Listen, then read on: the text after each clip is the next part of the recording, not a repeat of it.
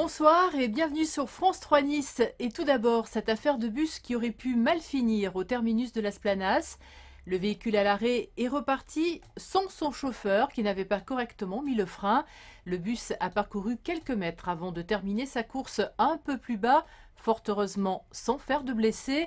Un incident dénoncé par le syndicat UNSA. Selon lui, la disposition de ce terminus serait dangereuse. Marie Morin et Benoît Lotte. C'est ici que le bus a terminé sa course, dans ce compteur EDF, juste au pied des immeubles. Comme chaque jour, le chauffeur a garé son véhicule au terminus de Las Planas. Mais cette fois, il a oublié de mettre le frein de parking. Le bus est parti tout doucement et la bordure n'a pas été suffisamment haute pour arrêter le bus. Le problème, c'est qu'à cet endroit, la pente est particulièrement marquée. Un incident sans blessés, qui en rappelle un autre plus spectaculaire encore.